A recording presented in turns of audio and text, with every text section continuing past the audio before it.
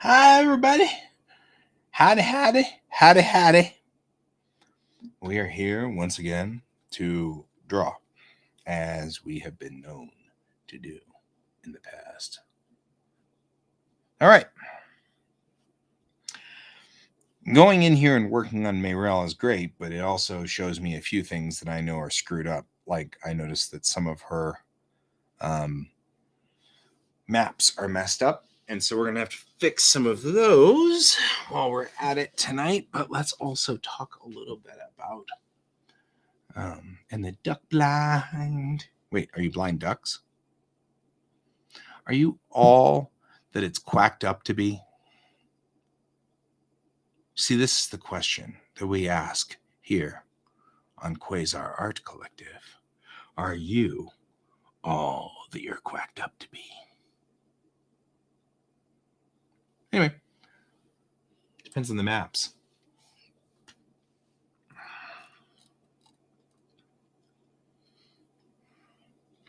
So, knowing that I have done something, no star maps. I'm not working on star maps. I wait until you have a business trip to work on star maps. I'm not an idiot.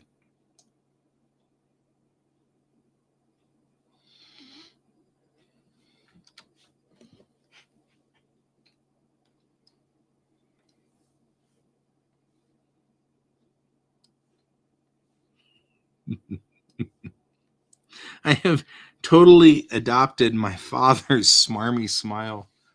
There you go. I'll do star maps on Thursday. You won't be here.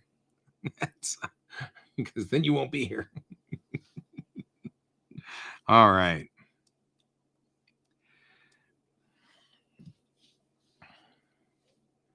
So I was realizing that as Deastati, she would have two different things, a historian thing, but also I feel like she would have something to the effect of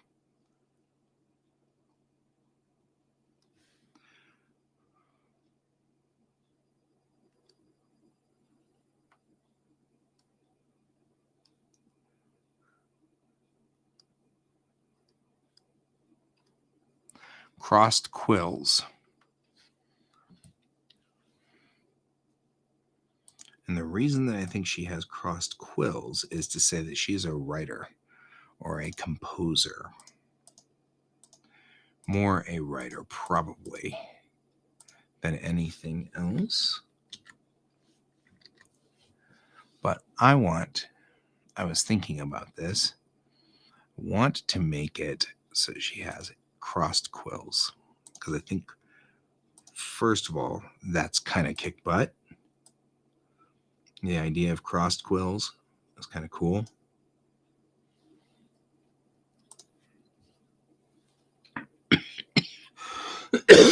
Swallowing crooked apparently is also a thing. It will now happen and commence.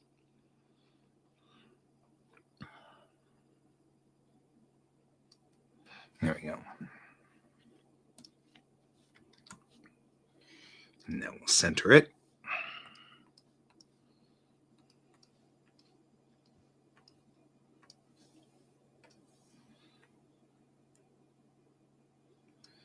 And we will mess it up. And we will do this. And we'll center it.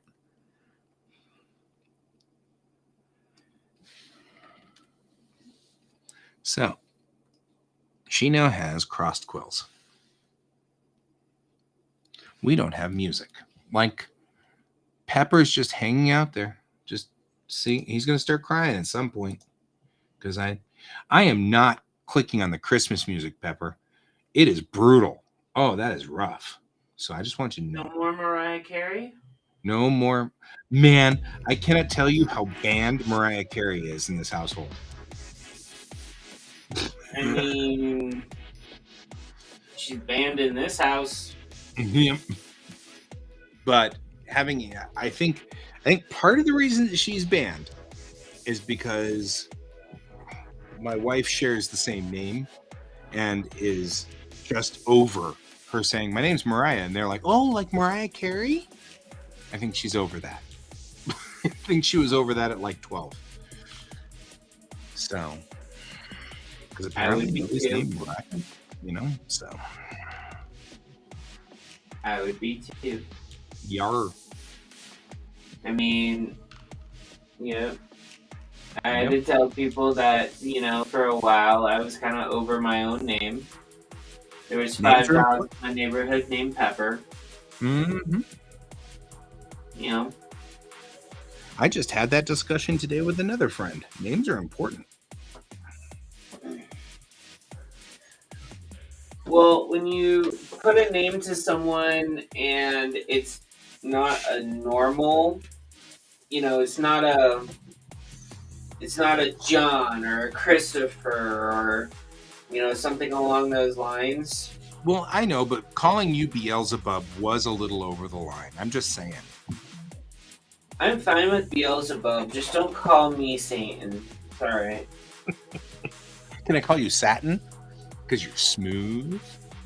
Sure, why not? I mean, kind of goes against the grain, but it's all right. Okay. I don't know. I'm in a mood. I apologize already. It's all right. Luckily, you've known me long enough now that you're just gonna roll with it. Because you're like, well, it's Yeah. Guy. This is what he does. I mean, what else am I supposed to do? Right? Not much else you can do at this point. Yeah. There's that. So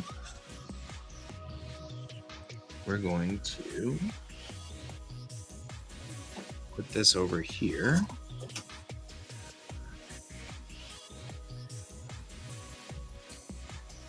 Here we go. There. That is not accurate to how things work on their uniforms, but we'll fix that as time goes on. So anyway, she is brand new to service. So she may even have like a white on her ribbon pack here. The wings are significant, but Non-existent. No. did I just cut this because I'm an idiot? Oh, good. Oh, why would I do that? What am I doing to myself? Why?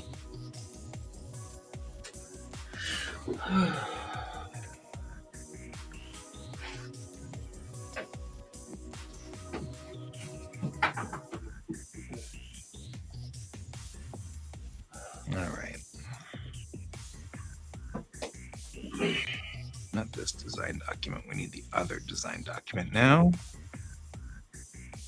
Which is this design document? Color codes. Oh, Well, that's a good question. Your new star chart. No, Brent's just. I was saying that I need to fix Mayrell's maps, her maquette's maps, because they're slightly off, and so I was like, I need to fix maps, and so it was like no maps, and I was like, well, they're not star maps, and there's no star maps, and then it was, I only do star maps when you're traveling. So then he was like, I'm traveling on work on Thursdays. So I'm like, yep, that's what I'm gonna do it right there. Because I'm messing with him because it's fun. Because it's the way it goes. So I think we are of the opinion that there would be 3. And I think she would have like silver wings, not gold wings. So her wings will be silver. There's a difference between silver and gold wings. And she just made it to the first doodly wop of being in the military. Congratulations, Mayrell. You are a yellow belt in the military.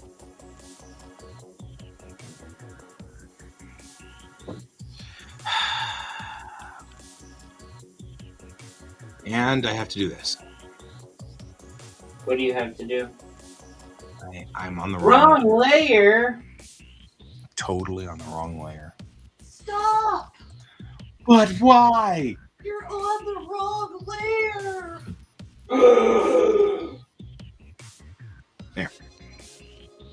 Thank you, love. You're welcome.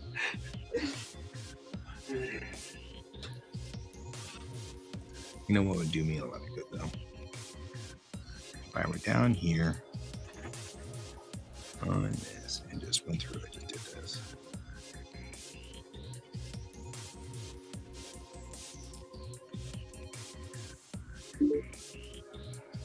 Speaking of,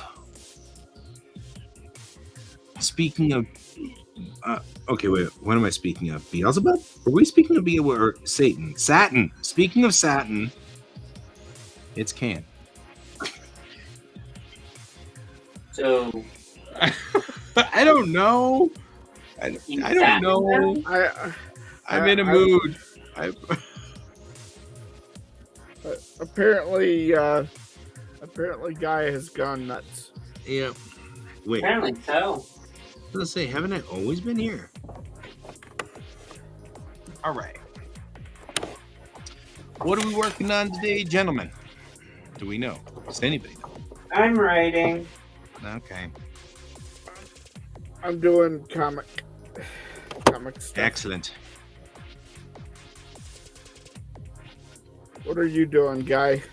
I'm filling out the rest of Mayrell's thing, and then I'm gonna probably start working on scripting for book 2, which needs to be done. Lies. You're gonna be doing more mapping. I'm gonna do maps just to see what Brent says. You can get Brent to hunt you down. Yeah, because Brent will hunt me down. Don't think he won't.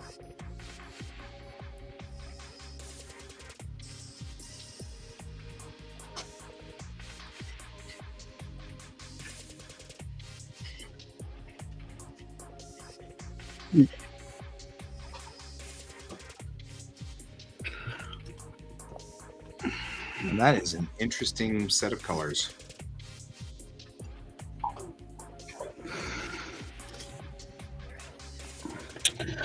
So, are you guys ready for the blizzard? I mean, I as don't know ready if I'm really ready for it, but I don't know it if it's happens, it really a happens. blizzard. Mhm. I'm skeptical. I mean, You also aren't north. Well, so what they were saying was, it's either going to I'm in hit you Loveland. or us, and they don't know which. I'm in Loveland, and it's just supposed to be like a small scattering of snow right now. Yep. Well, that's what they're saying, is they can't tell exactly which. Apparently, the storm is really long and very thin, and so it's rolled itself up like a cigarette or something. So they don't know whether it's going to decide to come down off the mountains over Boulder and Loveland, or whether it's going to come down over the metro. But they're saying that at this point, one of us is going to get it, and it's pretty much a 50-50 chance. Or neither of us will get it, because it'll head out over the plains and then dump all of its snow on a cow. They're not sure, because upslope. Good old upslop.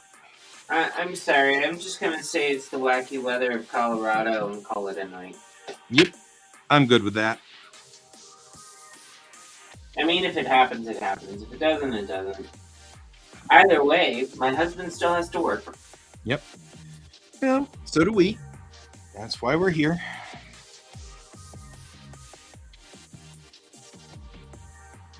And alas, that's why we are here. Robot anime. And I will go check my calendar to make sure I don't have anything I need to do tomorrow. Nope. And that's when he discovered everything. Yeah, that's what I was afraid of, would be that there'd be everything had to be done tomorrow. But nope, I'm just tootling around, being me.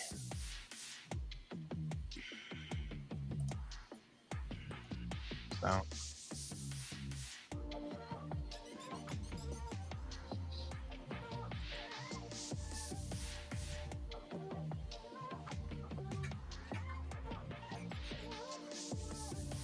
And as I recall, it is as wide as this line.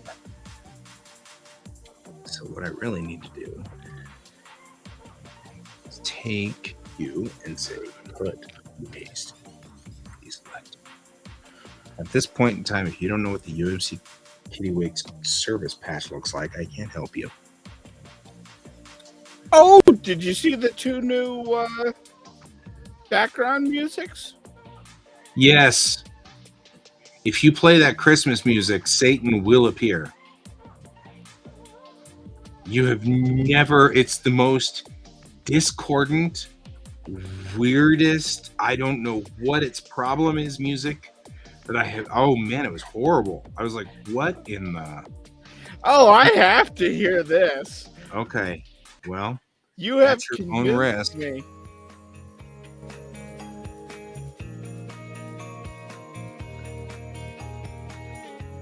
Why are we playing this? Because he hates us. It sounds like Leisure Suit Larry meets Christmas. That's kind of fair. Actually, this wasn't the bad part. Later, I don't know if it's a mixing issue or what, but it started getting super discordant, and I was like,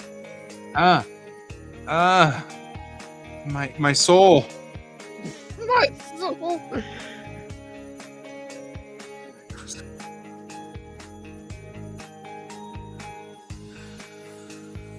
He has decided, Kane has decided to try to kill us with Christmas music. It's not even Christmas music. That's the funny part. No, it's Leisure Suit Larry music. You're right.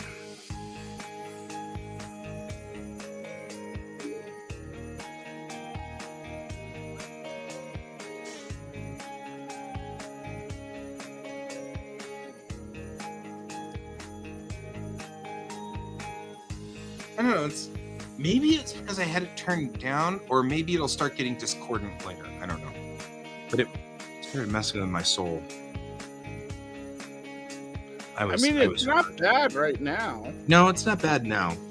I mean, did Pepper leave? No, I'm here.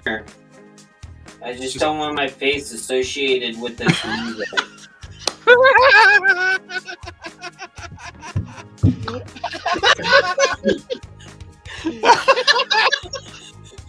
I love you, Pepper. Okay, I'll turn off the Christmas music. That was awesome. And wholly appropriate for this show. I must say. Oh man, that was good. Why is it more Christmas music? Instead of that, it actually isn't. Okay, so this morning I ran it during the show, and I don't know if it got caught in a mix or something, but it sounded like it was playing 2 songs at the same time. They were in 2 different keys, and it was this like weird, like demonic cacophony. And the music, it was because like the music's just goofy and cheery. Like this, I'm not even really sure this is goofy and cheery. I don't know what this is. I don't know. Anyway. But I shut it off.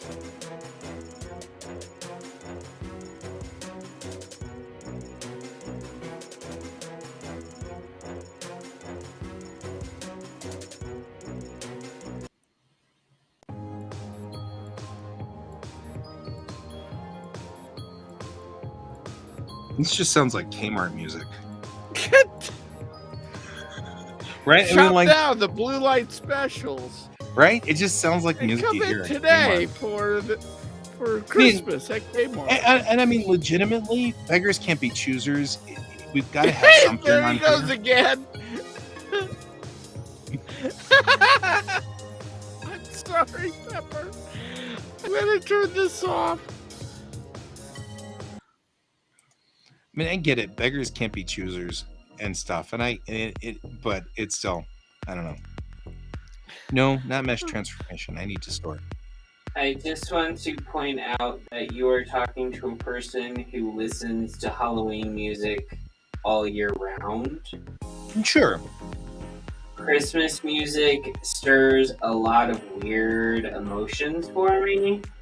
One of them being prickling of my skin and just basically general nausea to certain songs. General nausea. So I have like 2 songs that I actually will deal with at Christmas. Carol of the Bells is one of them, and the other one is a song sang by Old Blue Eyes. White Christmas. Yeah. And that's it. Those are the only 2 songs that I actually enjoy. Have you heard Midnight Syndicate's version of the Christmas songs? Who's Midnight Syndicate? Andy and I are on the same thread. We're like, sounds like Kmart Christmas special.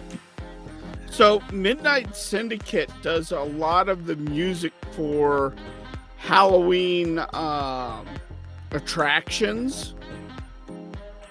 Okay, so I probably know the music. I just don't pay attention to bands. Yeah, you don't know them by their name. Okay, so they do Christmas music? So they did an album of Christmas music, and it's literally like, I think they call it like the Darkest Christmas or something like that, but it's like if Krampus had a theme song. I can get behind that. You're like, that? I'm okay with that. Yeah. I mean, I went to Trans-Siberian Orchestra with Bill. I was like, TSO is cool. This family accepts TSO. Yeah. Trans-Siberian Orchestra, I don't mind if I'm seeing them in person. I don't like it when I hear their music all the time. For Christmas, at least. But basically, I've worked with so many retail jobs since I was like a teenager that I just basically I don't associate any good memories of any of them. Yeah, that's actually where Mariah is. She's pretty much the same thing. But I, on the other hand, that was like a staple of our family, was Christmas music and stuff like that. And so I associate it with, my family being goofy and weird and singing Christmas carols in the house and going through the house singing and stuff like that. So I have all good memories. So I like Christmas songs. I don't mind. I have agreed to ban Mariah Carey, which is all right. She's not part of my 80s history or 80s memories anyway. Because she wasn't part of the 80s culture of Christmas anyway, so that doesn't bother me. But yeah, we have sort of the same thing. Mariah worked too long at retail, and she's like, I'm over it. Okay, that's fair. I actually, so when I worked for Godiva Chocolatier during the holidays for like 3 years in a row. Mm-hmm. And they actually send 5 discs to rotate the same 5 discs full of Christmas songs. Sure. I'm with you. You don't need to convince me. I believe you. But all I have to say is about 85% of them were Mariah Carey. Sure, she wants to be the queen of Christmas. She's even said it. Yeah. I mean, she's up front about this. Yeah. I mean, it's not that, like, when she first came out, my sisters, I have two older sisters. They were kind of obsessed with her music back Sure. in the late '80s, early '90s. I had a crush it was on a her when thing. she first came out. Oh, I mean, yeah, I had a crush on her right in the very beginning in the early '90s. I even drew a picture of her once. oh, okay, good. It was one of the first things I ever drew where I actually got relatively close to what she looked like. You know, I was like pretty proud. I'm proud of myself. It was the 1991 or whatever. That's not to say that you can't diss her. I don't still have a crush on her. It's fine. Although we just recently saw her, she hasn't changed a whole bunch since 1991. Just saying. She's eating children. I can definitely tell that when she came out onto the music scene and what she looks like now are definitely two different bodies. Yep. Somebody's working on that body overtime. Yep. No, honestly, it's because she basically, when she had her twins, her body has never looked like it did when she was much younger. No, we all change after having children. That's not what I'm talking about. What I'm talking about is she still looks like she's probably in her 20s or 30s in her face, which means that somebody is working a lot on that. Lots of makeup. They're working on her overtime, which is, you know what? That's fine. Not gonna complain. Hey, if I had money like hers, I'd probably get liposuction every week. Yeah, I mean, really, legitimately. I mean, why not? I have Christmas money all the time. Yep. That was meant to be a joke. Didn't land well. Yeah, that's all right. I'm spending a lot of time yepping. Yep.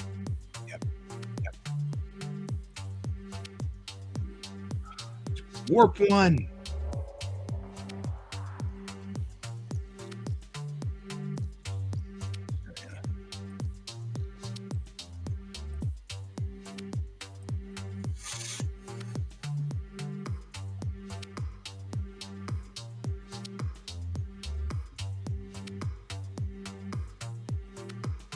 And I really shouldn't body shame in any way. I'm actually not body shaming because her body is her body, and that's totally fine. There's nothing wrong with that. I just pointed out an observation. I didn't say her body was bad. Yeah, actually, I wasn't actually going after her shape at all. I was more noting that her face hasn't changed much. I figure she's had children. That's perfectly normal. There's nothing wrong with that. What happens to us? We humans. Human.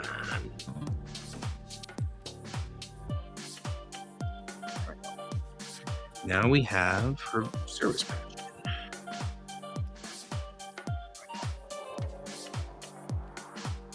All right. And now we have Mayrel Legend.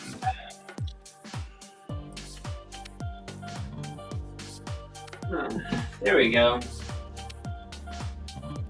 Here's a story idea for you. This is not prompted by any type of AI writing prompt.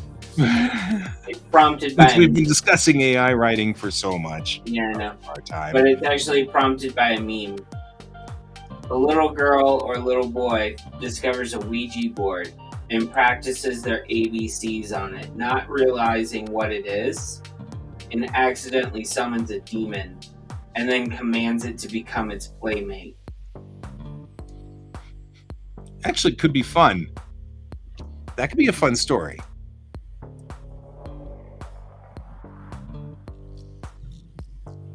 I know you want to Actually, say that could be a really wholesome story, Right? because at That could the be like- end, you could actually have the demon. He's summoned. He's like, you have summoned the great.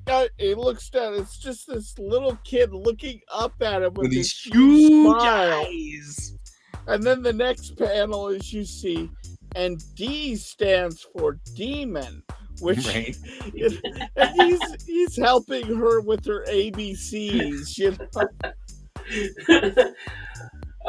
Another one they could actually just be sitting there going, the demon could go, this tea is very calming and soothing. We needed to do this sooner. Yeah. And he just has this big feather boa wrapped around his head and his horns. Yeah. Yeah.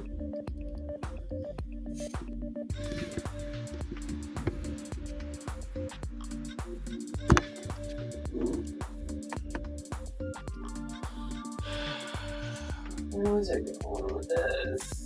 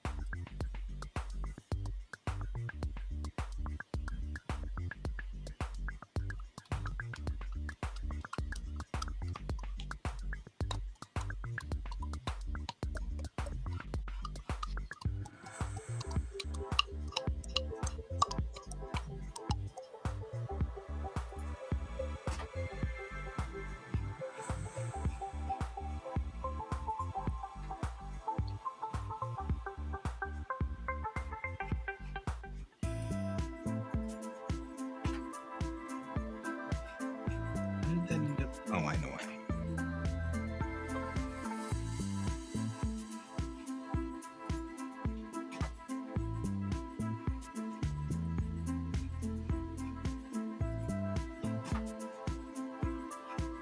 That's right.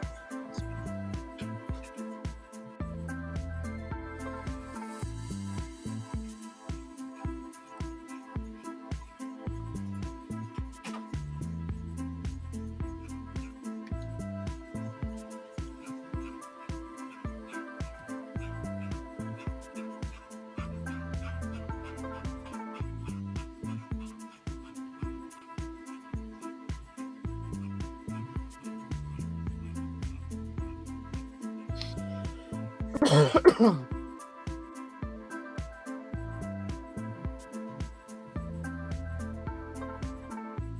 right.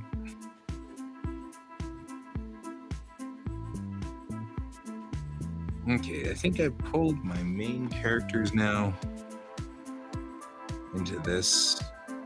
I kind of feel like I should reconfigure these someday so that they all match, but not today. Okay, I've gotten to the point where I'm happy with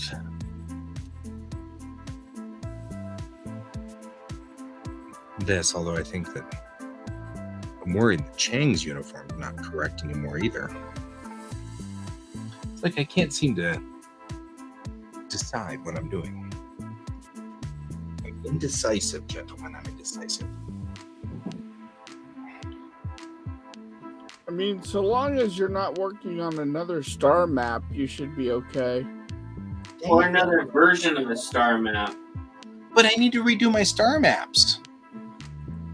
Yeah. Suppose I need to redo my star maps. Hey, guy, you had a figure wrong. Pencil down, walk away.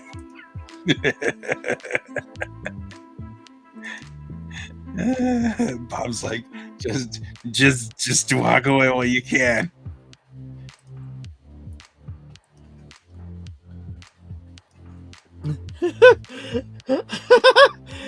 I can feel Brent's pain from here. Right? Walk away from the star maps. She's doing it.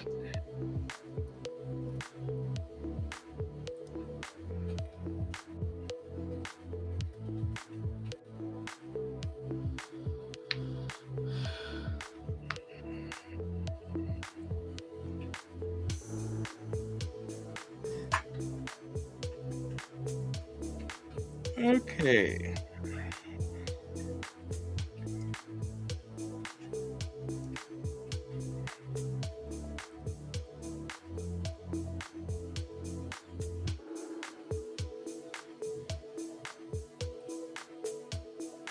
We'll start with what we're working on.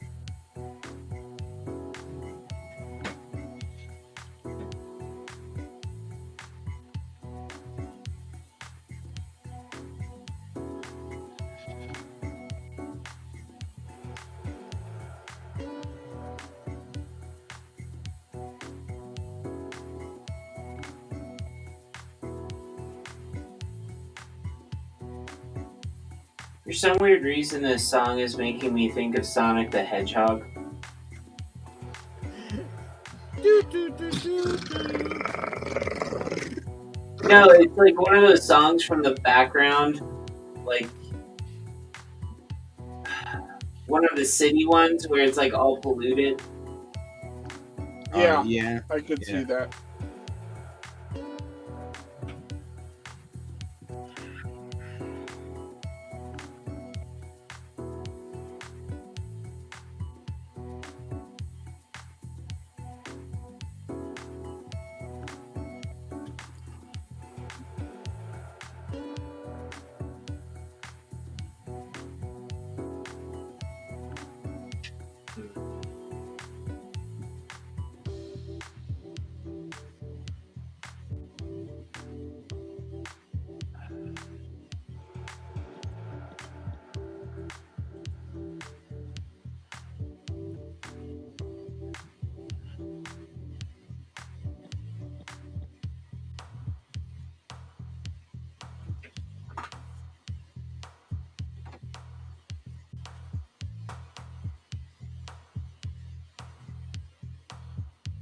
Hmm.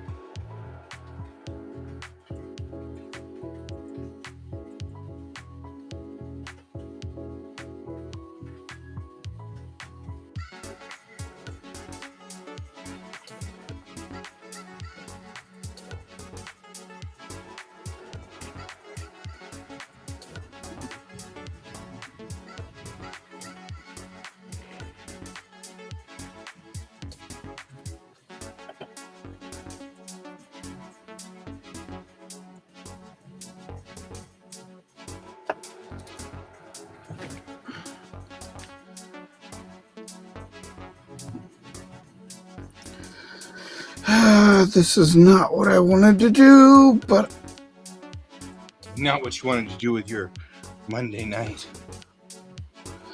well, I'm rewriting a comic page and I'm hoping it doesn't flow out to more pages. But it was too. The original flow was too dense. There was too much happening. And I needed to slow down the density. Mm-hmm. Hmm. I know what you mean by that. I have a story that I need to get to when I get certain things done that I ended up actually having to read. Like, I thought maybe just adding one page to explain a few things. That one page turned into 7.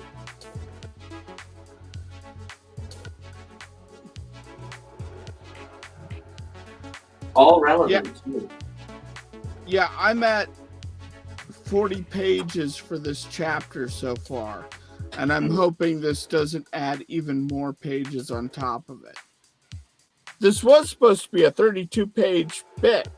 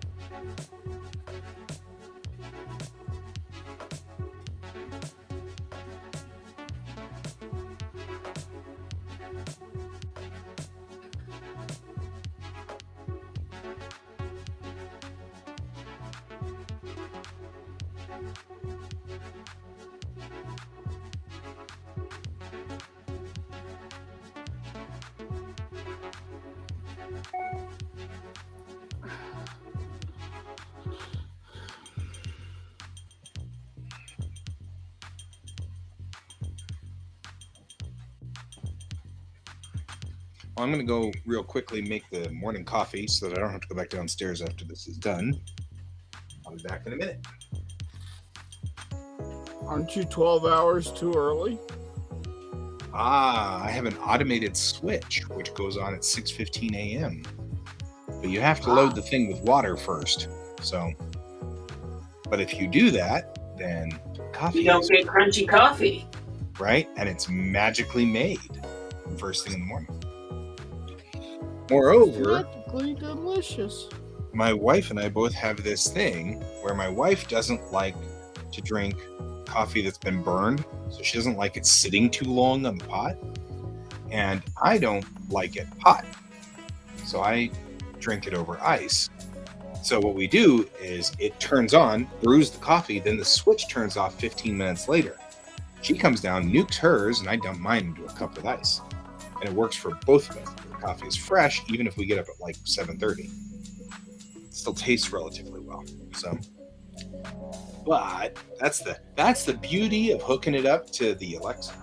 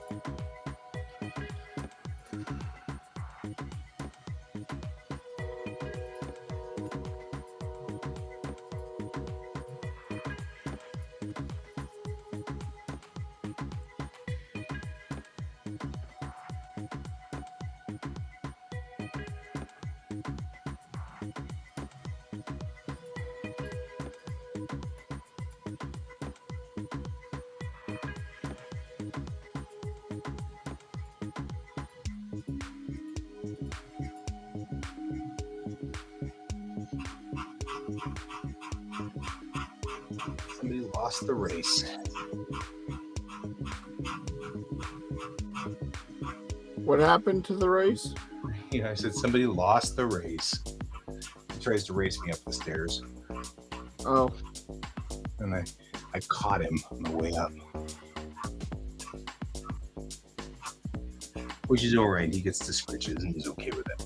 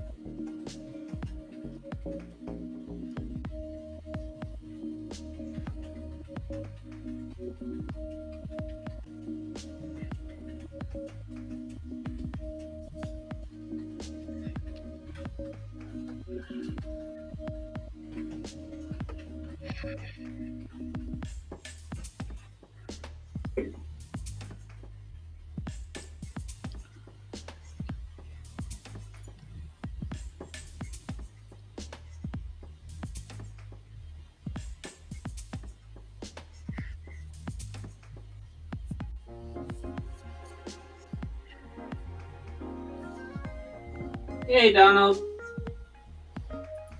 Donald's is here. Donald there? Hey, Donald.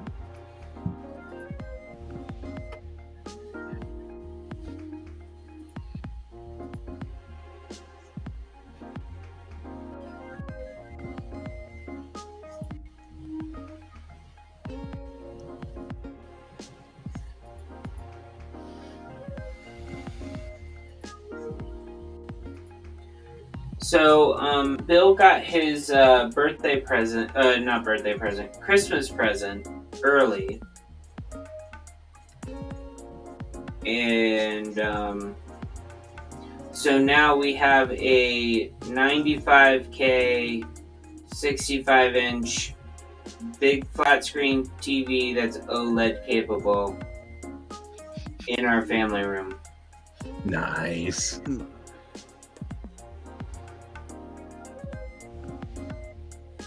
Oh, good. Good, Donald. That's actually good.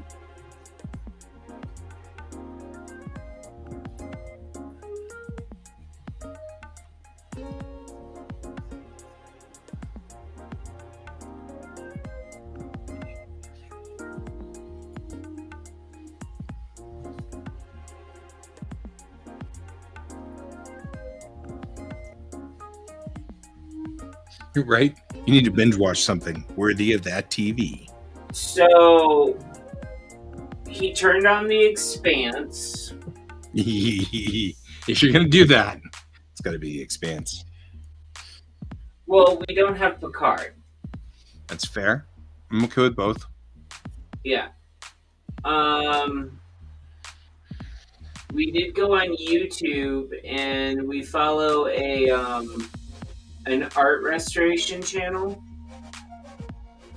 So that was interesting. But then they had like some weird thing on there pre-programmed into the TV. If the TV turned into like a display at a store, and like literally you could see the barnacles on a whale. Yeah. Is that good or bad? Good. My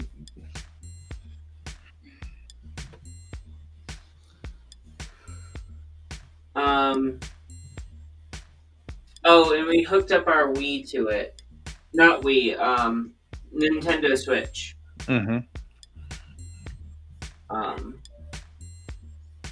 That was actually surprisingly good.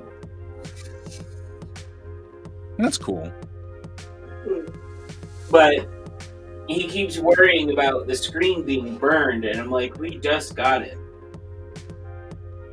I don't think it's gonna burn that fast. Even in that instance, I mean, these are all three of these are LED monitors, and they're on 24/7. Nothing's burned in yet. Yeah. They've been running for 3 years, 24/7. I've tried telling him. I think he's just worried because he bought a $3,000 television for under $1,000. Yeah. That would do it. I mean, I don't blame him, but I don't think we've had burn-in problems since plasma. Yeah. TVs. I mean, yeah. When it comes to TVs, like, I'm good with, like, basic model. I don't really need bells and whistles, but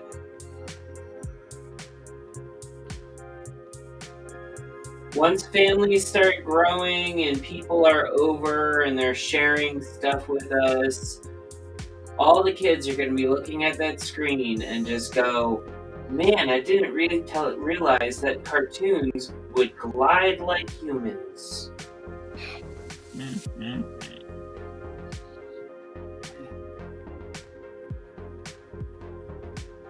Oh yeah, they don't tend to have problems even after that. Yeah, I'm hoping for a change in culture, but I doubt it. But well, I turned on obsolescence. I logged into my Boomerang account and I started playing old like Scooby-Doo and other cartoons, and like a pup named Scooby-Doo that was done in the late 80s has no 4K capability at all on the computer monitor. Has like lag, like has defrag lag when you watch it. Including on our previous television, which was still LED, but it was still like it was better quality.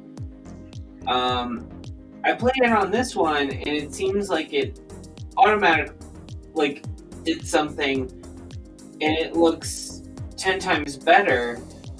But when you look really closely, like around the eyes and the line work in the face, you see line shadows. Like, it's trying to fill in a line, but like the line never got filled in. It's called ghosting. Yeah. And so like the hard edge lines in some of the scenes all of a sudden just disappeared. So we're not sure if that's the TV or if Boomerang is like updated it in a really weird way, which basically kind of like took away that data. So, Right. But I watched Scooby-Doo and the Boo Brothers, and they didn't have that issue with that program.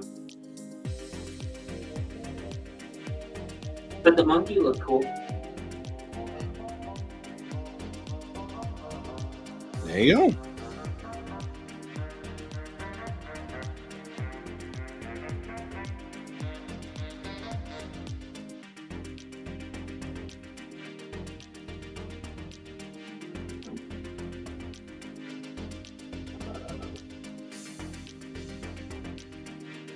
If I have problems sleeping tonight, I'll probably go and I'll probably play more video games on it.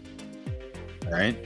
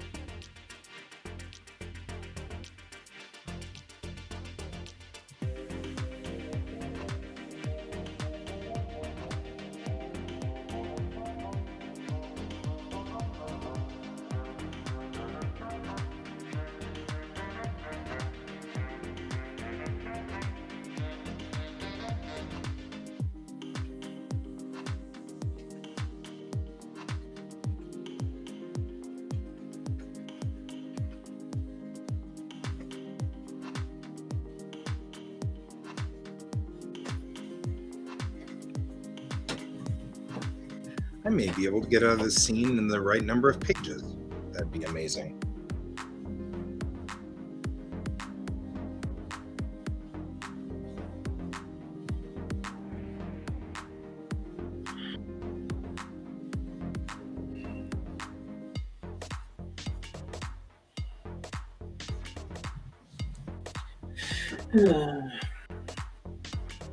I'm gonna have to bow out now. Yeah. I can tell you're just fading fast. No, I took my weekly night medication, and I didn't expect it to hit me this quickly. Yeah, well, you're still fading fast. I mean, Yeah, pretty it's much. not wrong. All right. Well, good night, everyone. Good night, Pepper. Good night. You have many nice dreams. That does not involve the creepy music. No, but now it probably will. All right, night. I live to serve. Good night.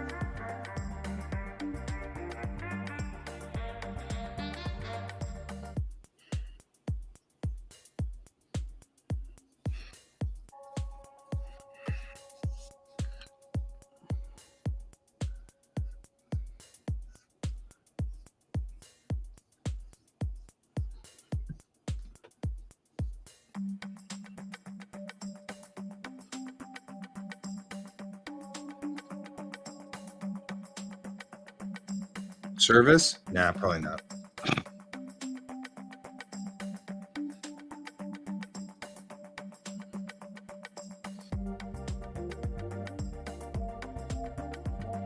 Sabisu Sabisu.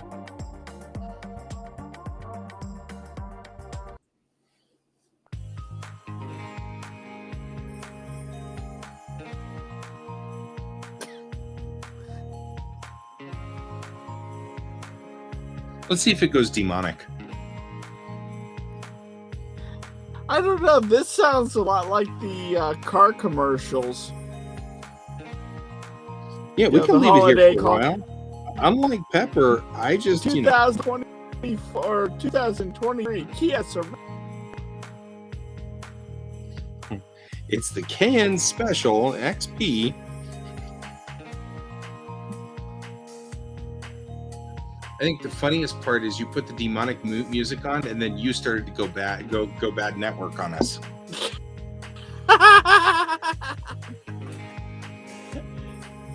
As if to punish you. The internet is punishing you. It's just that pod person moment of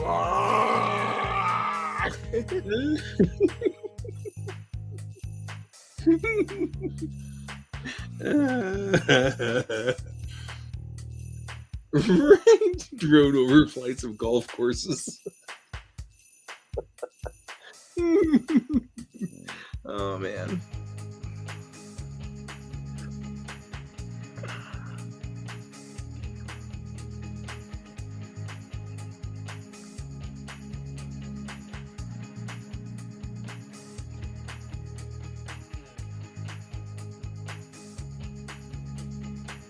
Yeah, that post you gave me earlier we brought that up on Geek Tank about the Which guy one? that AI created an entire comic in one weekend.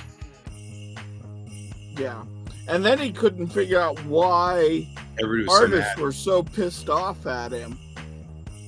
Well, and I can see it. If you're not on the ground, I mean, even my buddy Troy, even he was kind of like, well, isn't this kind of like what happened when, you know, horses and buggies and da-da-da-da?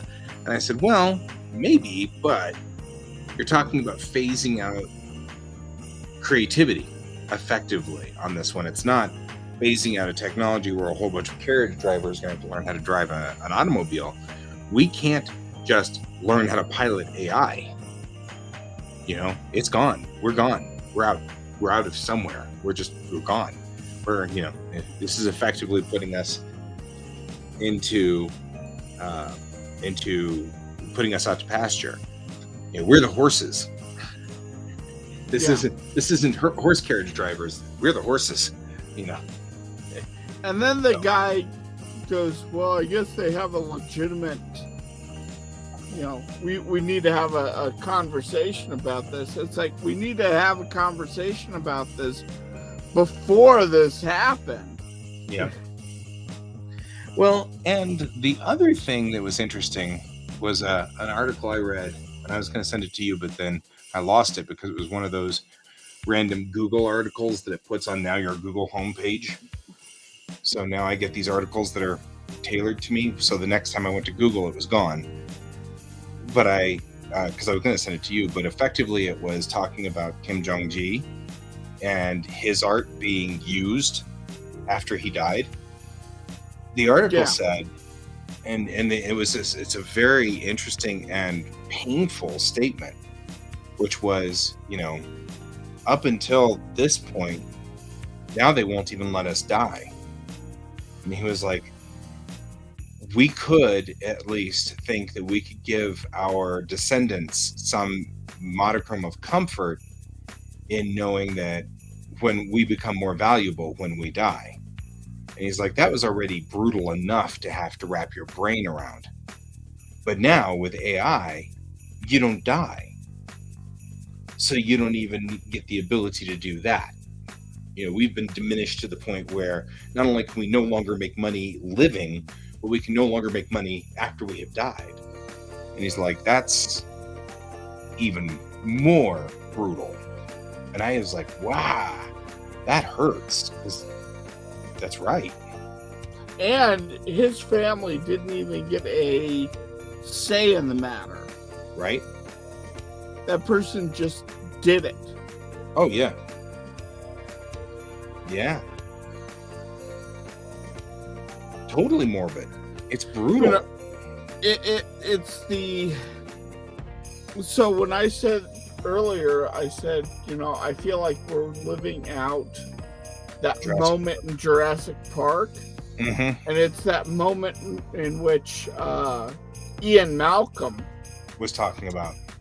was, yeah, he turned to that and he said, you know, you were so focused on whether or not you could that you ignored the question of if you Whether you should. Yeah.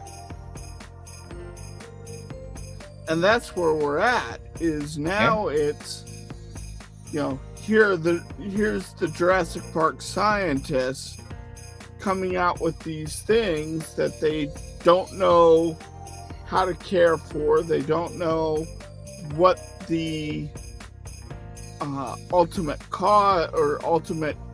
cost of them is going to be. They just wanted to see if they could do it. Real life children of the corn. Yeah.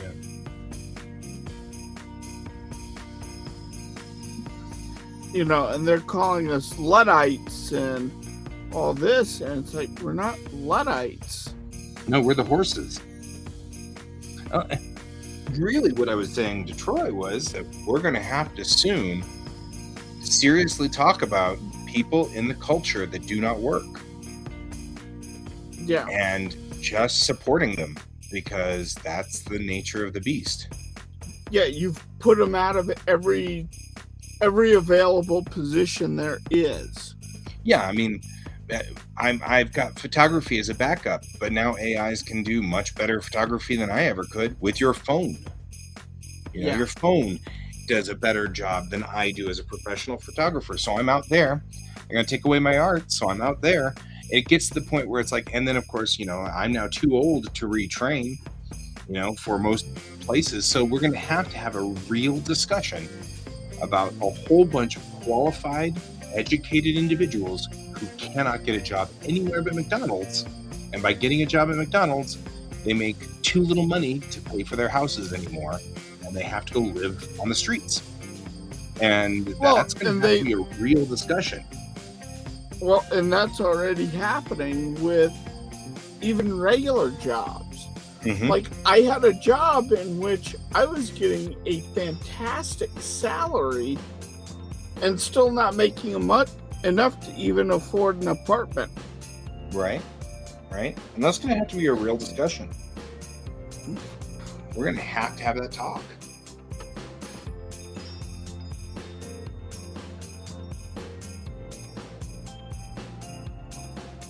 Right. Well, and that's the thing.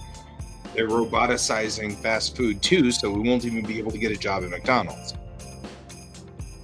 You know? That's what's going to happen. This is the real ramifications of all of this. We're going to have this discussion. We're going to have to talk about people who do not work. And we're going to have to stop stigmatizing people who are on the government dole, because we built a society where there's 20 jobs and 1 million people. You know what I mean? Like, and I mean, you know, sure, there will always be a need for laborers. That's an ironic twist, wouldn't it be?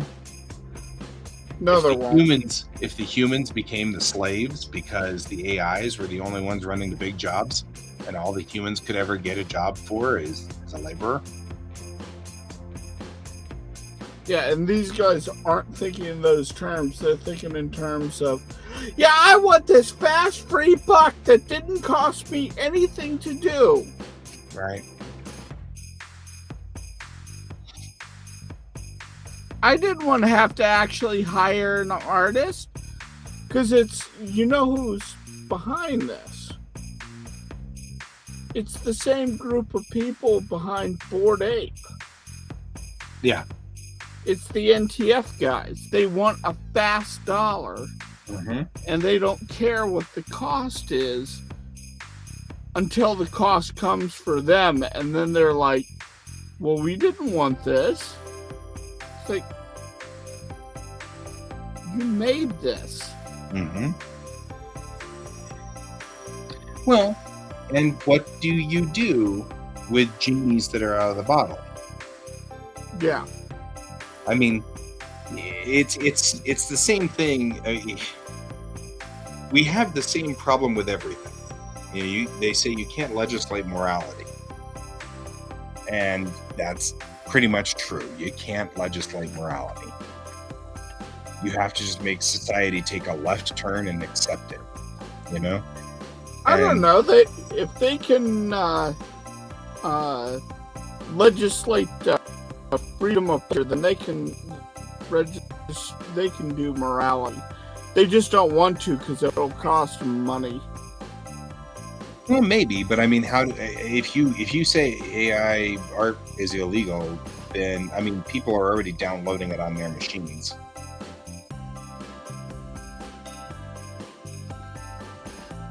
You know? Yeah.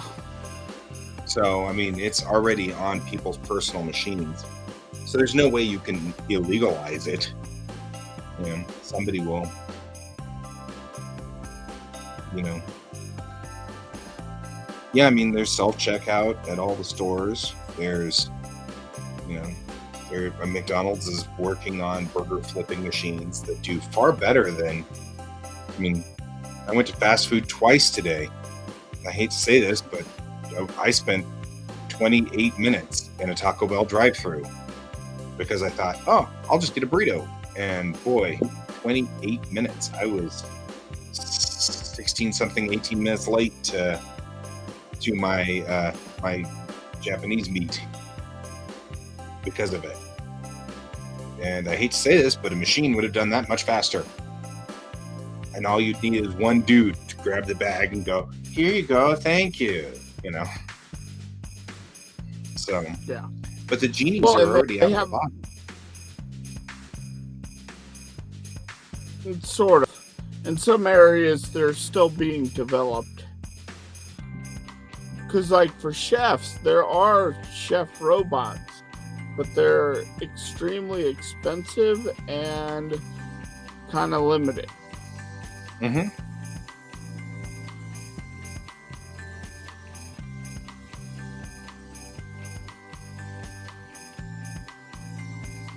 But that's just like what we were saying yesterday.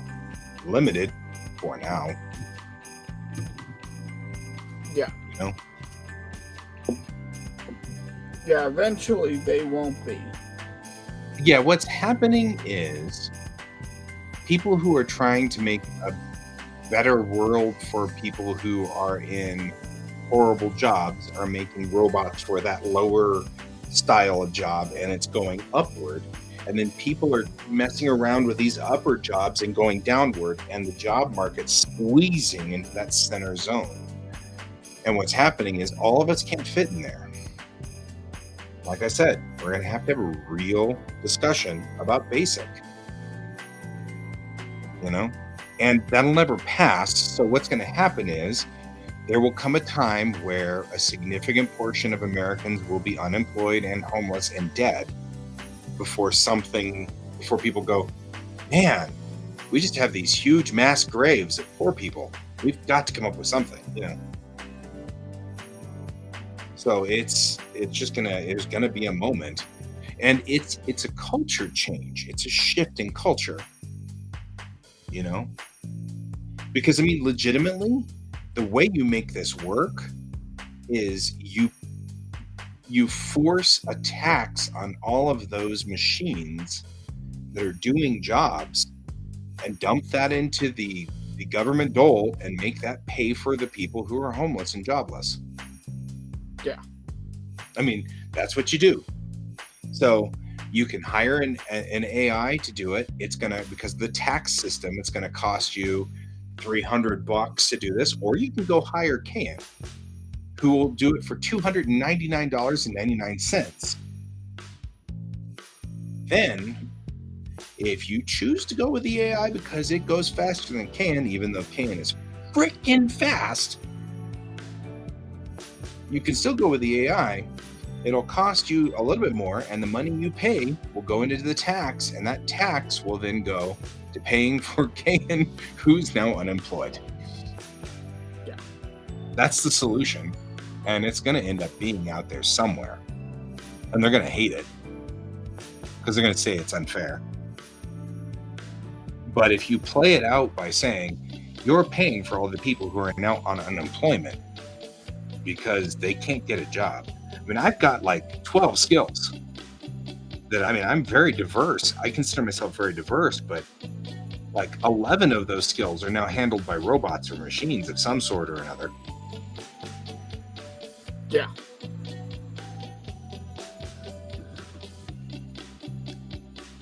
Right?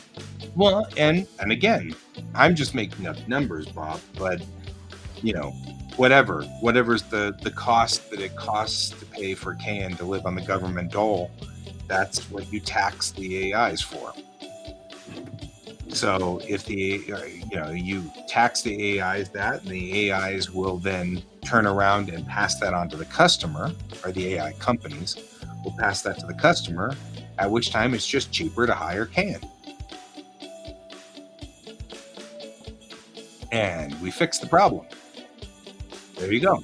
Do you want it fast? It'll cost twice as much as just to hire Can. Oh man, I actually am pretty proud of myself. That's actually not a bad solution. It's win-win. Right? Because I mean, like, if the big companies decide that no matter what, they're just gonna go on ahead and go with the AIs anyway because of the speed, and Can becomes unemployed, the government says, we're very sorry, here's your month, or here's your stipend, which then you can go off and just draw, which is what you'd want to do anyway. So this is a win-win-win-win-win all the way. Wow. Because I mean, I don't mind working for a living. That doesn't bother me at all. But I have a comic to write. You know? I mean, legitimately, I've got a comic to write. And that's on me. And we don't know whether anybody's going to even think this comic's cool or not. I may be able to sell 5 of them, you know? Which is fine. I don't care. I mean, I care, but I don't care. You know what I mean? Yeah. I like this plan. Okay, those of you listening out in the listening world, there you go. I have solved our AI problem. We tax the AIs the cost of a graphic artist to do the job. Maybe that's the secret of the economy of the Federation. See? And people are, going in and say, well, there's too much discussion about this. And it's like, there's not enough discussion. Yeah, enough discussion. Artists are just being Luddites. They just don't want to get into this new technology. It's like, no. No, we're the horses, man. We're the horses. And that's the thing. When people compare us to the horses and carriages, they don't realize that we're the horses. Well, and also, too, the thing with horses and carriages, it's not a good comparison. Well, that's what I mean. It's like... Well, no, it's not a good comparison. Because at the time, automobiles sucked. Legitimately, the horse and carriage was faster. Yeah.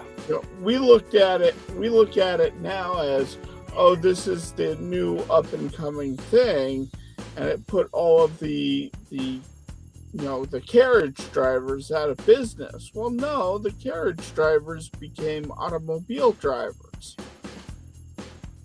They trained upward, and it didn't put the vets out of business. This is on a completely different scale. Well, that's what I'm saying. What happened to the horses from the horses and carriages? Ultimately, they were let out in the pasture until they all died, and nobody was breeding them. You didn't have husbandry like you did before, so nobody was... So they, in other words, they depopulated it. They let them die. And that's what's going to happen to us, is they're just going to let us die. They don't have... We aren't the carriage drivers who, like you just said, moved up to driving cars. We're the horses. They're just going to put us to pasture and let us die. Yeah. And that's what's going to happen. That's why this is scary, is it's not us being Luddites and being afraid of the cars. You know what I mean? Saddle makers, straps, horseshoes. Well, yeah, but I mean, like, horseshoe makers moved on to becoming automakers, right? Because they just started, instead of hammering on horseshoes, they hammered on fenders. Okay, that makes sense. Saddle makers moved on to upholstery makers, and they worked on the upholstery of cars. You know what I mean? Like, everybody in the industry moved on to a new job, and I think that's what they say to us, and they're trying to say to us whenever they say that. They're like, you'll just repurpose. We can't. There's no repurpose. You can't just have us steer an AI. You know? And in some cases, those people didn't move from their jobs because their jobs never went away. The saddles are still being produced to this day. Sure. Horseshoes are still being produced to this day. Yeah, the technology is different now, and the needs are different, but it's not the same. Because even those jobs, while affected and slowly curved downward, there were still people able to eke out a living in those fields. Well, and there will still be artists who eke out a living in our fields too, because We will say, human-made artwork, and that'll be our selling point. And 1 or 2% of us will continue to find a small following that'll help us stay afloat long enough to live through it. But, back in the 1800s, saddle making was a legitimate job. It would be the equivalent of being a programmer today. You know what I mean? Like, it was a legitimate skill. Now a saddle maker is the equivalent of, a saddle maker. You'll find 4 in Colorado. Yeah. Whereas in the 1800s, there were thousands of them in Colorado, and we only had there's one in every town. Population. Yeah, and we only had a fraction of the population we have today. Whereas today, you'll find, let's say, 10, maybe 15 in the state. I mean, I know because I dated girls who were horseback riders. I know that sometimes they had to go to frickin' Utah or whatever to get a saddle because the Colorado saddle makers or whatever didn't have them or whatever. You know what I mean? Like, it was being an equestrian now. It's clear to me how much that industry is devastated. So that's my thought. You tax the companies that make these things, the cost of people they're displacing, as that's what the government's going to have to start doing. The economy should be the same. I mean, you know what I mean? You know what I mean? I'm seeing this as like the economy should still be the same. Yeah. Because, instead of me paying you $5 to make a picture, I'm paying $5 in taxes for the AI to make the picture, which then goes to you so that you still got the $5. It's like imposed socialism. It's so bizarre to think this way. But like I said, and in that instance, it's not scary because then, okay, so you don't have work anymore. Well, you and I are artists. We've got other things we got to do. I'm not stopping working just because they're not paying me. I've got stuff to do. I've got a comic to write. I've got a story to put out. I've got people I have to tell these stories. They're inside and they've got to come out. It would actually make my life easier. And you guys, the people out there would get more entertainment if you're the kind of person that likes my stories or the kind of person that likes your stories. I don't know. I'm liking this. I got plans, man.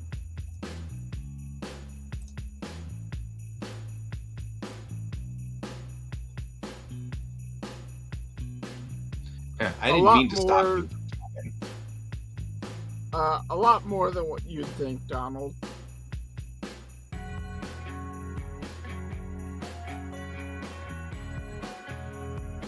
Well, maybe, but still, I mean, technology keeps doing that, but I don't know. Yeah. Like salt. There's a property in the salt mines that causes the auto machines to not work correctly.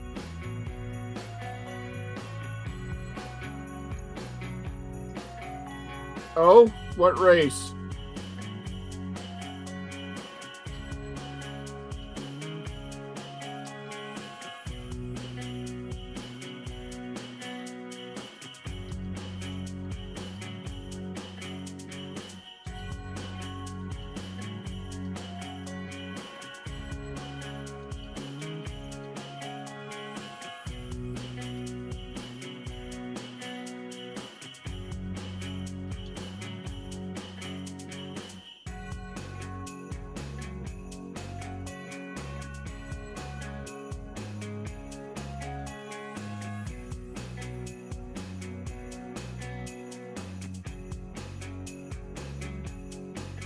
Did we lose Guy? No, I'm still here. I'm just waiting it for just him got to very quiet. Oh, because I'm typing in this idea before I forget it. Interesting appendages. Are we talking penises again? No. Are we talking penises?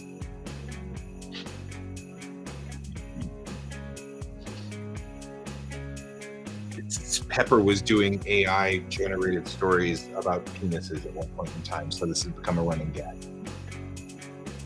For those who were not here for the Pepper penis AI thing, winged creatures from a dry planet have interesting appendages. What are the appendages you're talking about? Maybe they have different functions.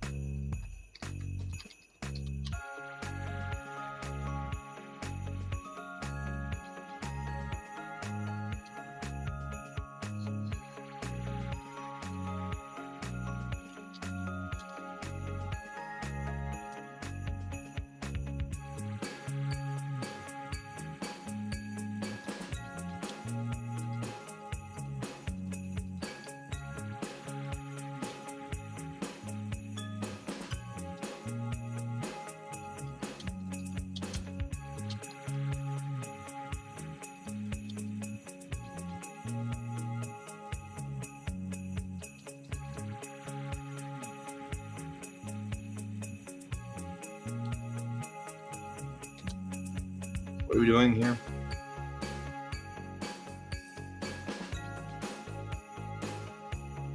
Oh, I see what you're saying.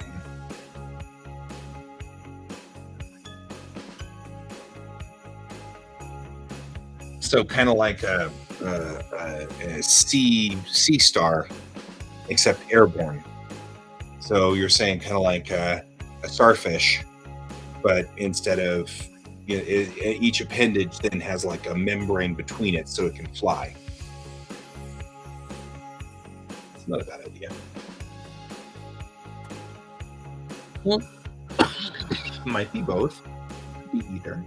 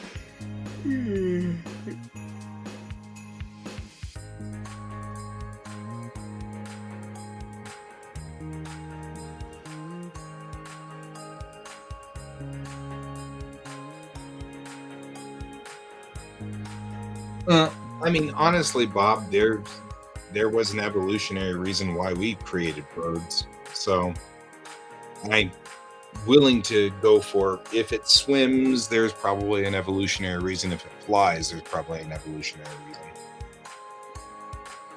So I'm not. That one doesn't bother me.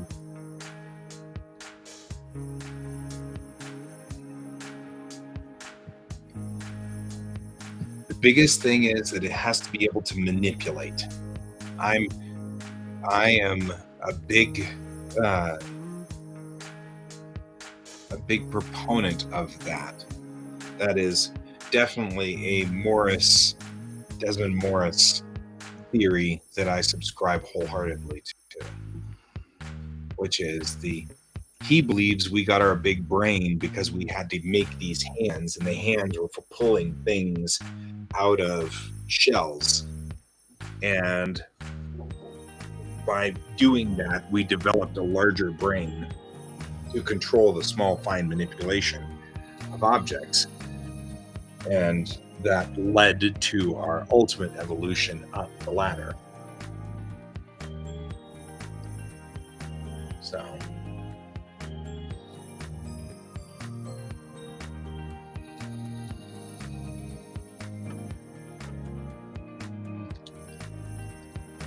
I subscribe to the theory of ghosts on the moon. Moon's haunted.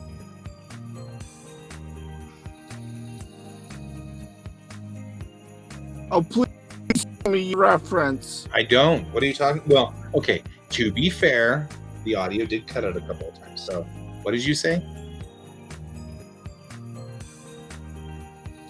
Moon's haunted. Oh, the moon's haunted. Moon's haunted. Yes, I know the reference.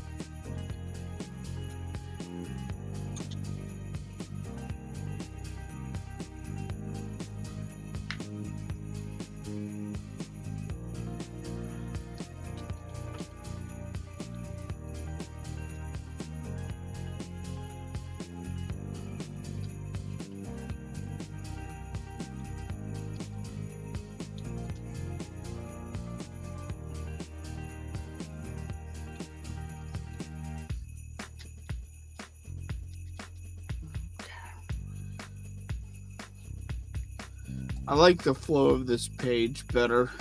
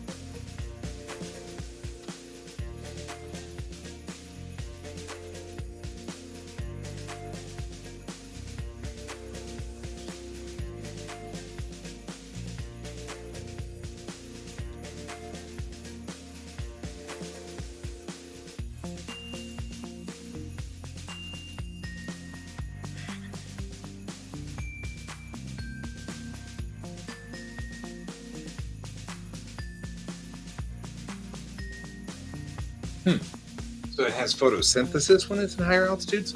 I think it'd be interesting if it had some kind of chemical reaction to UV light. That might be interesting.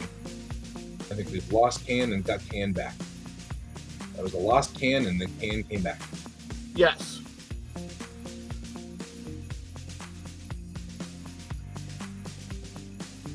Can you hear me? Yep. Mm-hmm. Okay. I can hear you just fine. Good.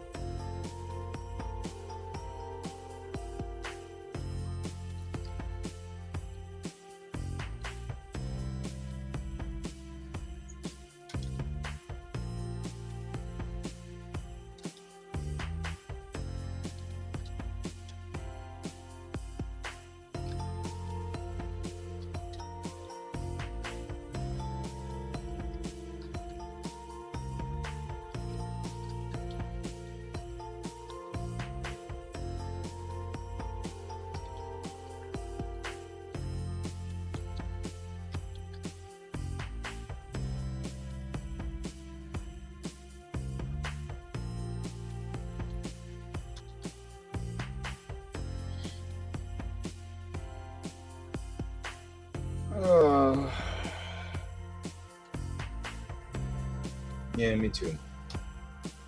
I like this plan I've come up with.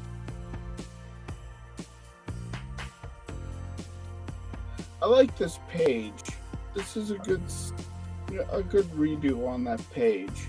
Mm-hmm.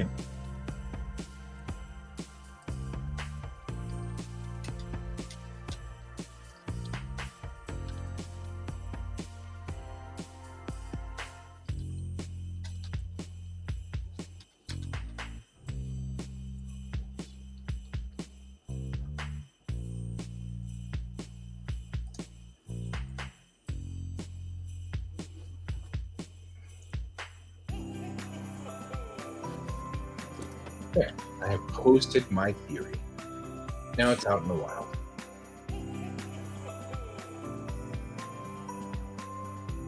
Oh God, this song has just gone straight to the Twilight Zone. I don't know if you can hear.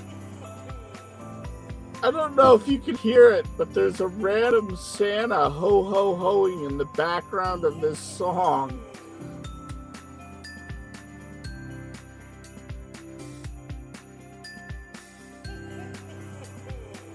Oh my God. It's so creepy. Ho, ho, ho, ho, ho.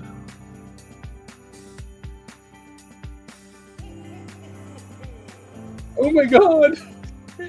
Okay, It sounds like the Joker. and you were saying it wasn't demonic until, see, now it's demonic. I wasn't expecting the hoeing Santa either.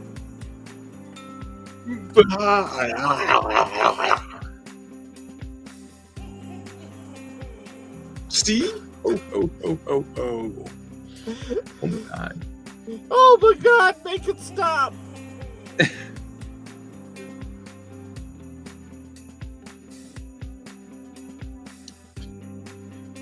Check your Facebook. I'm sending you two. So that's the original page.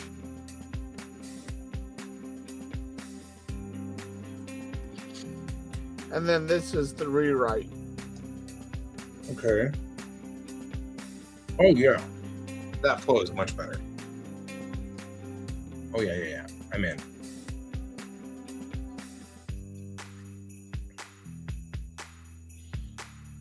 Like it needed.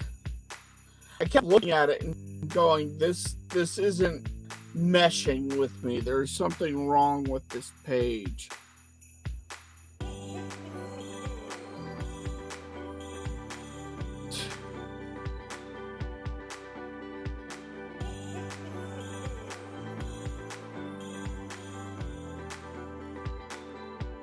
Why does it want me to create a community?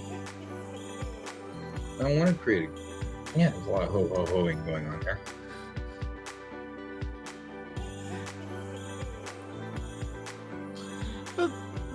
Someone recently, what was it? Let's see if I can find it. Hang on.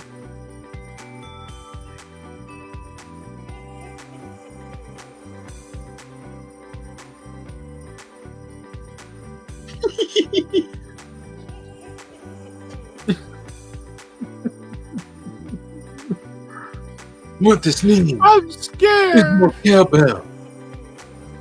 What your song What this- needs, what your show needs, is more cowbell. What this show needs is more hoeing. What the show needs is more hoeing. What the show needs is a lot more hoeing. Ho! Ho! So Ho? Ho? Ho! All of a sudden I had a Weird Al moment. There's nothing I can do about it. So someone into an AI fed the following prompt. Please describe Santa Claus in the style of T. King Fisher. Santa Claus is a mysterious figure, often glimpsed only in the corner of the eye. He is said to live in a hidden realm, far from the mortal world, where he spends his day toiling in his workshop. There, he creates beautiful and wondrous toys using magic and his boundless creativity.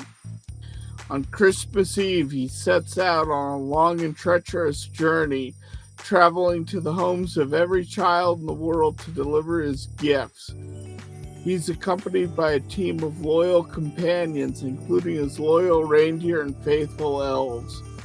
Though he is often depicted as a jolly old man, there is a hint of something more ancient and powerful about him. In a sense, he has walked the earth for countless centuries, spreading joy and delight wherever he goes. The saddest part is it's not wrong. And T. Kingfisher replies, it's about halfway there. They left out the inevitable horrifying moment. Here's Byron's reply. He barks out a series of coughs, which is often misconstrued as laughter. He mutters in a long dead language as he swings a bright red sack over his shoulder. What is in it, he neither knows nor cares. It gives presents to good children while demanding the blood of the rest. Ho, ho, ho, ho.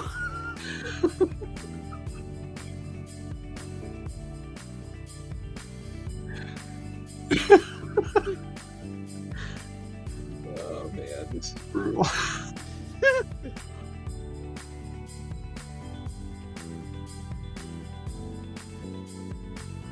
Ho, ho, ho, ho.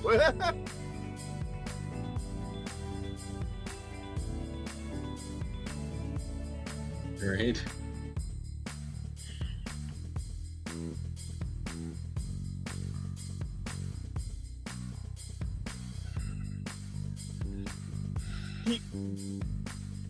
He wears red because then you can't see the blood.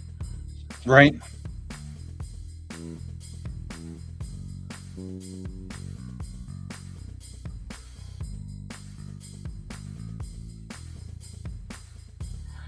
And that's when we lost all of our new viewers. We ruined the sanctity of Christmas.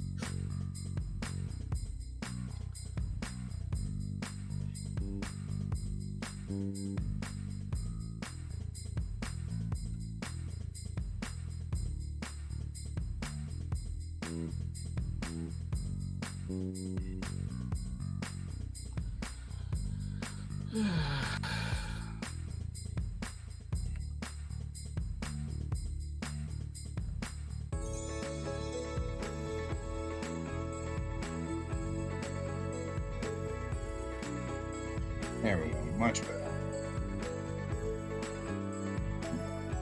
I've been trying to get out of this scene for a month now. I couldn't.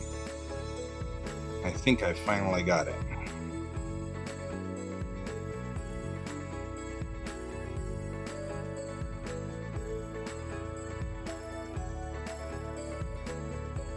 Yeah, I'm getting towards the end of this book as well, and I'm so happy to be hitting this point.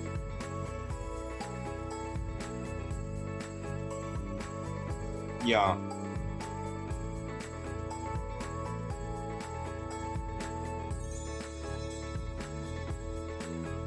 We've had a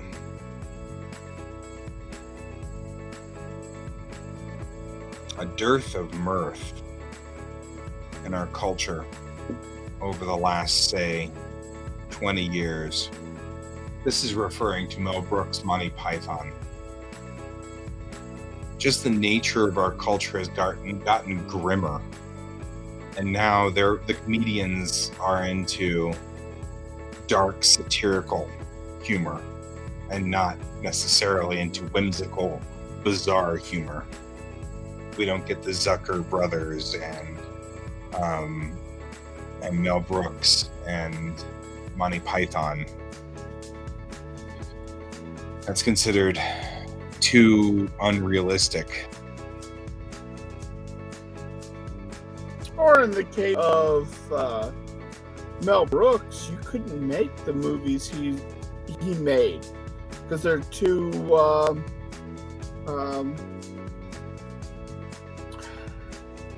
our culture's gotten too sensitive. Like they can't laugh at it themselves anymore. Or the ridiculousness that, look at Blazing Saddles. Well, yeah, but and though yes and no. I mean, I can't watch Blazing Saddles, but I couldn't watch Blazing Saddles in the 80s. It was too on the nose. But Robin Hood Men in Tights, Spaceballs, neither one of those is offensive per se. I mean, there are a couple of lines that you're like, they didn't age well. But for the most part, Well, Robin Hood Men. Oh, is that Mel Brooks? Yeah, I Robin guess Hood it Men in is. Tights. Yeah. That wasn't. I also don't think it was one of his best, but Spaceballs was a classic. Yeah. And I think he Spaceballs probably was- still makes Spaceballs pretty much as okay today. I mean, there's probably one or two things that are off color, but I wouldn't. I mean, most of it was. I mean, most of the best jokes were making fun of the President Scrooge, Scrooge, whatever his name was. Like that was part of the humor of it. That was self-deprecating, and it was specifically at the characters that Mel Brooks played. And I don't know. I think a lot of people want to lay the blame on the fact that we can't make bad jokes about black people anymore or gay people. And I'm like, no, actually, I'm kind of glad those are gone. Well, but in Monty Mel Python didn't do that. I mean, that wasn't Monty Python shtick either. No, Monty Python did a lot of. Their jokes were mostly aimed at sex. Yeah. Which isn't considered off color anymore. I mean, that's not that would still fly today. Then you think about like the Zucker brothers, Airplane 2, Top Secret. Yeah. Well, Those sorry, are stupid funny. sex and religion. That was Monty Python's bread and butter. It's good to be king. Yeah. Sex and maybe religion's a little sensitive. I could see that. And so maybe religion wouldn't be allowed at this point in time. People would freak out about that. But I mean, the Zucker brothers, they were, Police Squad and all of those are still very funny. They're stupid, but they're funny. They're stupidly funny. Mm-hmm. I think that's perfectly acceptable. So I don't know. But I do think we've just gotten dark. I mean, Addams Family is still funny in its own way now because it's dark. Addams Family has always been funny, but I'm noticing that it's pivoting as to, now it's laying into the dark and not into the kooky and weird, Well, and I don't know, like I haven't seen Wednesday yet, so I don't know how dark it gets. I liked Wednesday. It was pretty good. I heard some people Some of the hate jokes in Airplane wouldn't be acceptable these days. I agree. But the concept, I mean, like some of my favorite jokes from, say, Top Secret were jokes that need to be updated. Like, where the Jeep screeches up on the Pinto and just taps it and then it all explodes. Nobody gets that unless you know about the Pinto and what happened with the Pinto. So that would have to be updated. You'd have to know the story of the Pinto. Yeah, but you could update that real easy too. Yeah, there's some other car today that you could easily pick fun on. Or you could change that so that instead of it like tapping the Pinto and the Pinto exploding, like go after Tesla with its problems. Oh my god.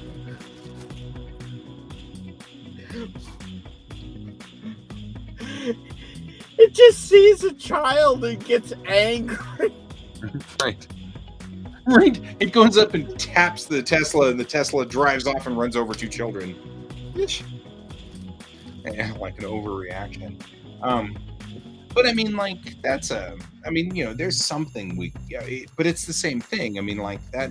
I think what's happened is our culture's gotten dark. Dark and cynical. Dark and cynical.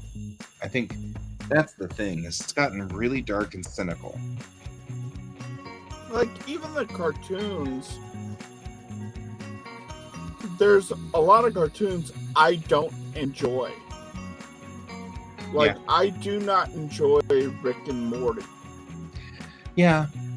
I mean, I appreciate it, but you're right. I don't enjoy it. I didn't enjoy Beavis and Butthead. It was too stupid. I didn't enjoy South Park. I had a real problem with South Park's animation in the very beginning because I'm a snob. But yeah, I mean, like, I didn't enjoy it.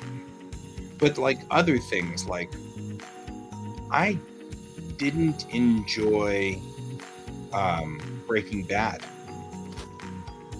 The whole See, I concept. haven't seen Breaking Bad. Well, and I didn't make it past like the first season at all. I mean, like maybe even I didn't even make it through. The whole concept offends me, which is my life sucks so bad I have to turn to crime.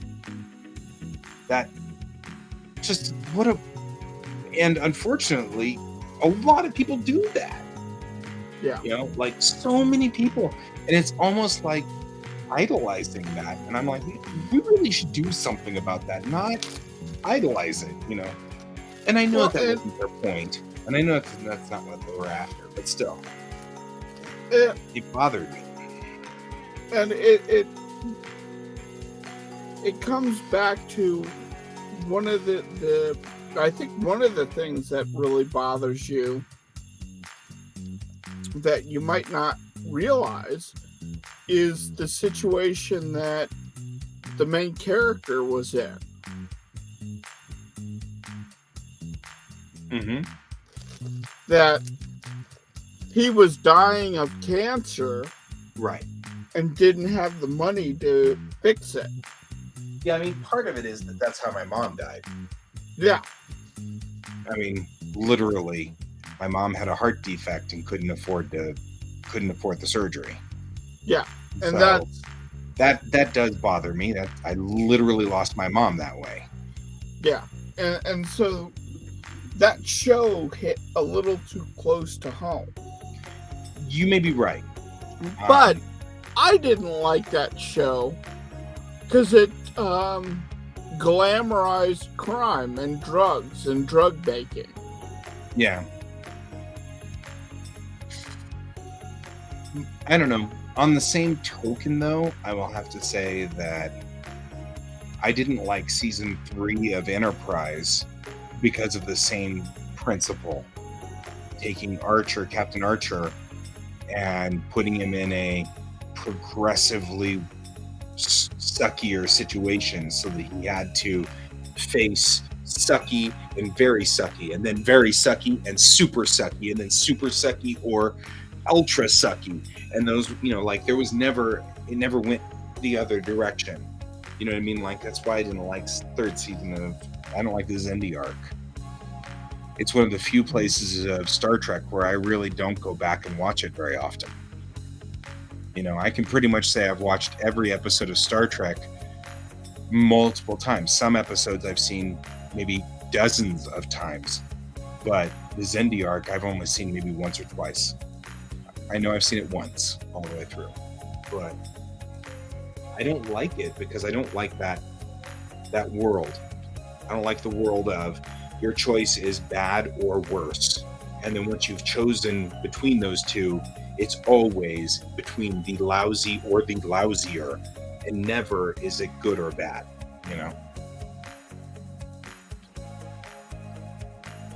I don't know. Anyway, it's an interesting topic that we decided to get into 5 minutes before midnight. Yeah. Oh, dude, it out. He's already got his book on Amazon. Yeah. Yeah. That's brutal.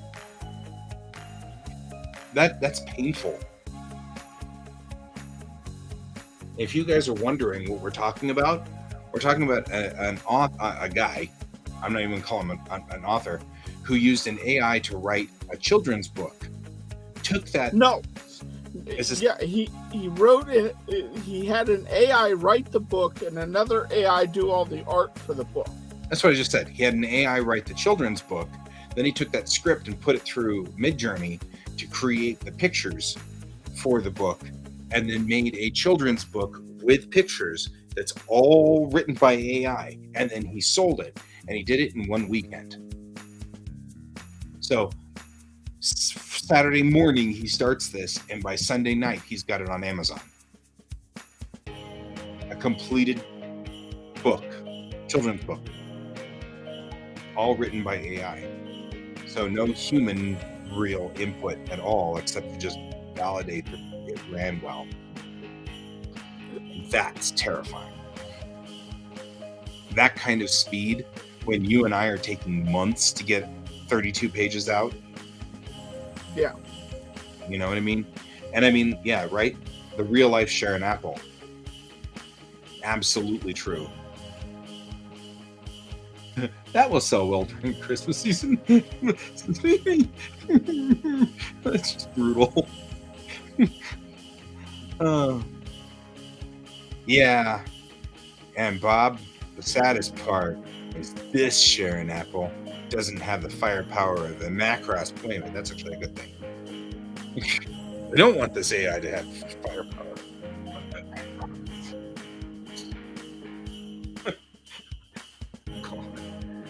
Okay, but if there's a real life Sharon Apple, can I have a real life YF-19?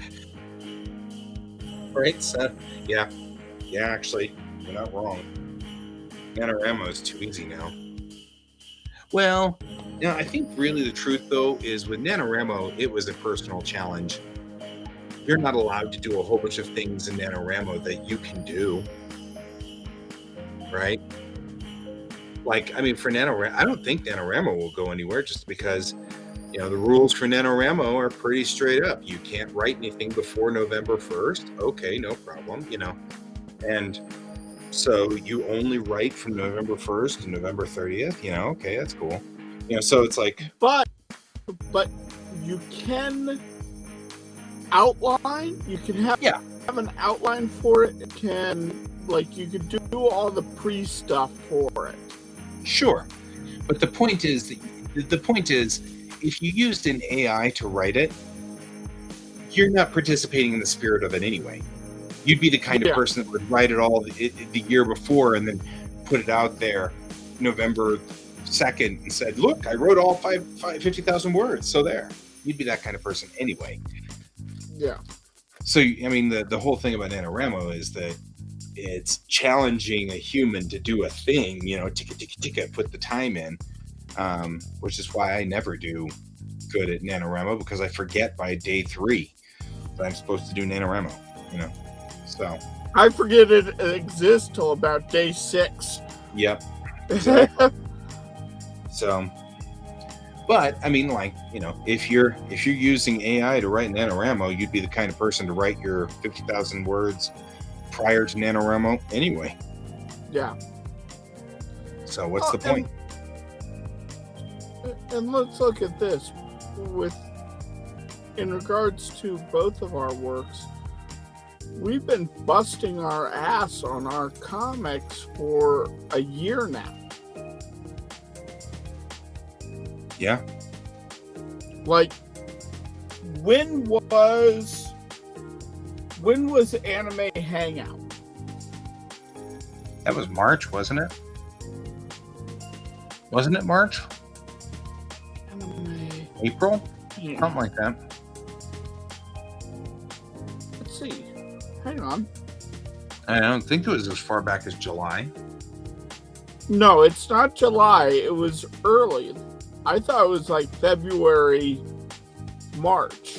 Yeah, March. Okay, March 19th. Mid-March, late March. Okay.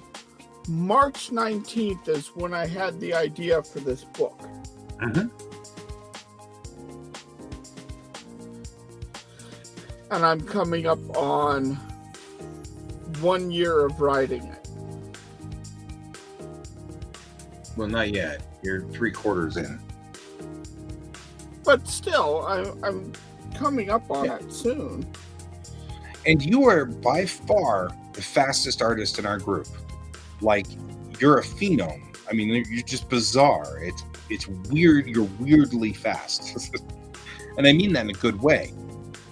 And as the fastest artist in our group, you've not, I mean, if you had let an AI write those pages, they'd be thousands of pages in, hundreds of thousands of pages in, millions of pages into that comic by now.